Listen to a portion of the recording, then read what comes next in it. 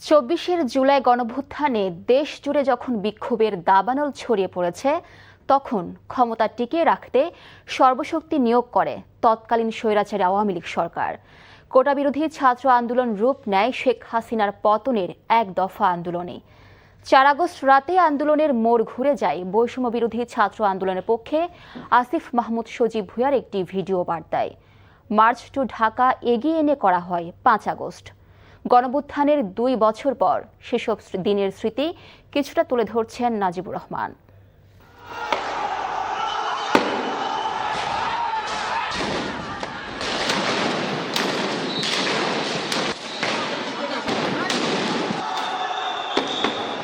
দিনব্যাপী চলা রক্তাক্ত সংঘর্ষ আর মুক্তিকামী জনতার ঢল দেখেই রাতেই সিদ্ধান্ত আসে লং মার্চ টু ঢাকা হবে ৫ আগস্ট।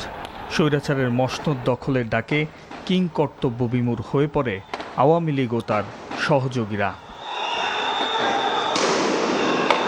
একদফা আন্দোলনের গতিপথ নির্ধারিত হয় বৈষম্য বিরোধী ছাত্র আন্দোলনের সমন্বয়ক আসিফ মাহমুদের সেই চূড়ান্ত বিজয়ের ডাকে।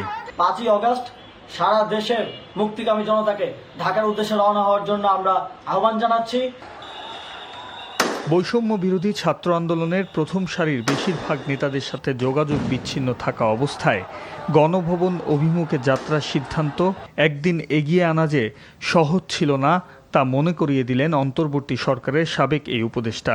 সিদ্ধান্ত নেয়া না নেয়া নিয়ে অনেকবার চিন্তা করতে হয়েছে যে আসলে রেসপন্সটা পাওয়া যাবে কিনা, কারণ একটা কর্মসূচি দিয়ে চূড়ান্ত কর্মসূচি দিয়ে রেসপন্স না পেলে তাহলে এটা ফেল হওয়ার সম্ভাবনা থেকে যায়। তো এগিয়ে নিয়ে আসার ব্যাপারে সেভাবে তাদের সাথে ডিসকাস করার সুযোগ হয়নি। আমি বললাম যে নাহিদ ভাই, আমি তো লং মার্চ একদিন এগিয়ে নিয়ে আসছি। উনি বললেন ঠিক আছে, বাট সিদ্ধান্ত নেওয়ার আগে যোগাযোগ করার মতো সিচুয়েশন হয়নি। আর তখন তো পরিস্থিতি এরকমই ছিল যে আমরা সবার সাথে বসে বা সবার সাথে অনলাইনে মিটিং করে সিদ্ধান্ত নিতে পারছিলাম না, কারণ ওই যোগাযোগটা অতটা ইজি ছিল না। রাজনৈতিক বিশ্লেষকরা মনে করেন লং মার্চ টু ঢাকা কর্মসূচি এগিয়ে আনার সিদ্ধান্তই বিজয়ের পথ মসৃণ করেছিল। যত বেশি প্রোগ্রাম দেবে তত বেশি এটা টেম্পোটা আস্তে আস্তে আস্তে আস্তে লো থেকে হাই উচ্চতায় নিয়ে যাওয়া সম্ভব, এবং সেটাই হয়েছে আর কি। তখন এছাড়া তাদের হাতে কোনো বিকল্প ছিল না যে এই আন্দোলনের এই টেম্পোটাকে, অর্থাৎ এই টেম্পারেচারটাকে বাড়ানো, এবং বাড়াইতে হলে ক্রমাগত কর্মসূচি দিতেই হবে। এক্স্যাক্টলি তারা সেটা কি হয়েছে।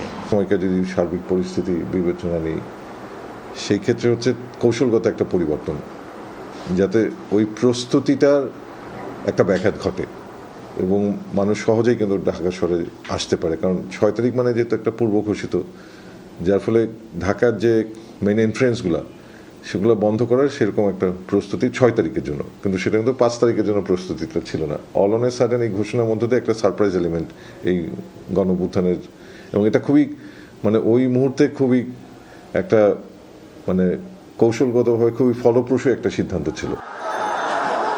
পূর্ব ঘোষিত লং মার্চে লাখ লাখ মুক্তিকামী মানুষের স্বতঃস্ফূর্ত অংশগ্রহণের এক পর্যায়ে ৫ আগস্ট দুপুরেই ক্ষমতা ছেড়ে পালিয়ে যান ফ্যাসিস্ট শেখ হাসিনা।